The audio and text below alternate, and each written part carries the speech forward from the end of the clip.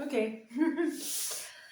Me looking into my list of ideas because the previous video I was just kind of babbling about what's happening right now and the challenges of the month of February and stuff.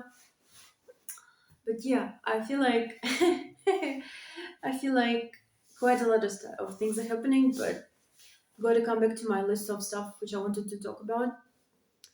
And yeah, directly into one of the ideas, I'm just looking at my computer screen right now. But one of them was about writing and mental health and writing and mental stability, actually, like keeping yourself sane while advancing on your manuscript.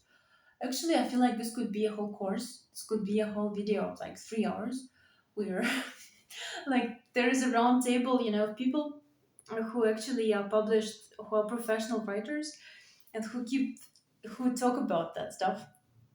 Because I feel like in one of the videos I did say that at the moment where in September when I was writing very like consistently and a lot of hours every day, I felt a bit mad. And actually, I do think that all the writers do feel a bit mad sometimes, like insane. And descending into insanity is one thing that you sometimes are a bit worried about.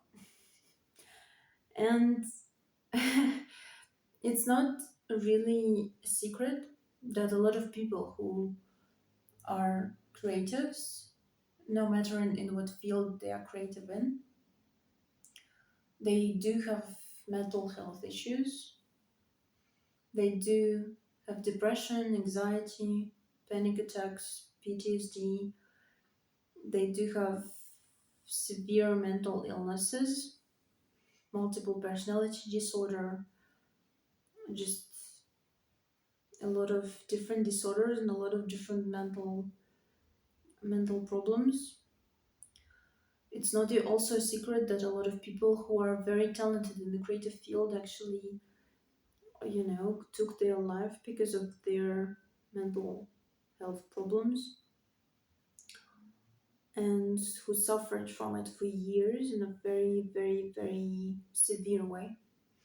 And I feel like we're getting those examples every year, every like 2 years, 5 years. I mean, it was a problem probably 300 years ago. It's still a problem now. I mean, it's still an issue. And it's a much more serious one that I could ever describe in the YouTube video by like a random person who also was never to date seriously mentally ill and who never had serious mental issues or was never really depressed. I might have been, but it was never diagnosed. I might have been burnout. I might have been depressed. I might be right now, but it was never diagnosed. And I do not honestly think I ever was in a very significant way, where I couldn't get out of bed, I couldn't work, I couldn't, write, I couldn't eat. I thought about taking my like I've never had that. I've always managed to pull myself out, which is actually very fortunate, and I have a lot of luck that my mental state was that stable. But sometimes I feel like when you're pushing yourself as hard as I've been pushing myself recently, and you're kind of living in the world of your ideas, and you're kind of like a car that is riding on this one road forward. You're kind of like in the direction you want to go, and you're driving yourself very hard to the end of your manuscript. You're driving yourself very hard. You're writing pages and pages every day, or like whatever. It's very active. This thing inside you, and sometimes you feel like you're descending into not like this world becomes more real to you than the actual real world, and you become mentally very, first of all, very separated from the rest of the people in your life, partially because you want to concentrate on your shit, but partially because you just live in your own world,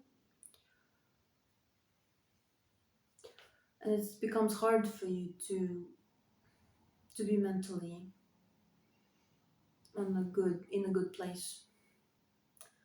It becomes hard because you feel a bit like you're gripping onto things that stabilize you know you're gripping onto your physical practices, your spiritual practices, the place you live in, the food you consume, the people you love, your friends, you're gripping onto all of that for dear life.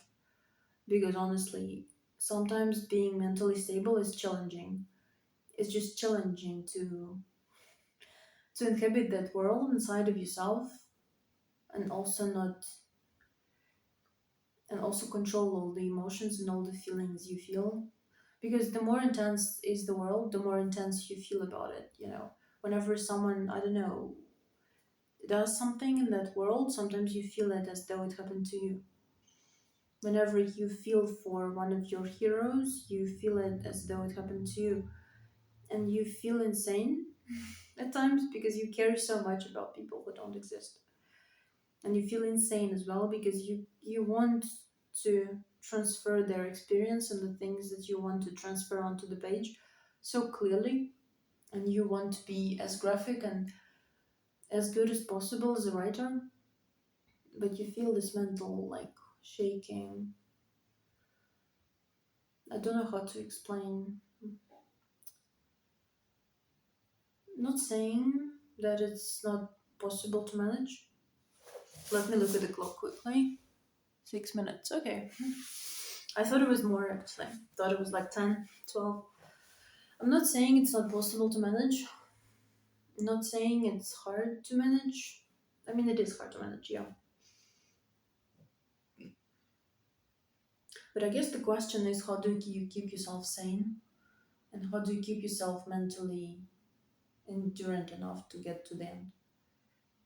It's a very good question, honestly. Because in that state, sometimes you're just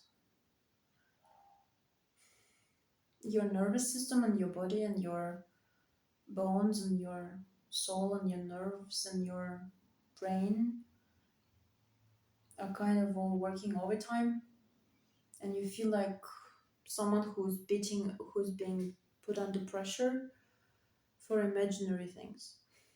And sometimes I watch interviews with writers, with very seasoned experienced writers, but sometimes with young ones as well, and you can see visually how that person is kind of tortured by what's inside their head and what's inside their soul and what's inside their body, and they're the thing from the inside that kind of like grips them and holds them, and you can kind of feel that they went through some shit and this shit was maybe even imaginary, but they still went through that. So they even that traumatic experience might have been imaginary, or that violence or that rape or that thing that they wrote about, it might have been imaginary.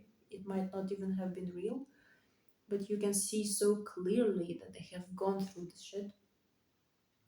You can see so clearly that they have been through something and it traumatized them.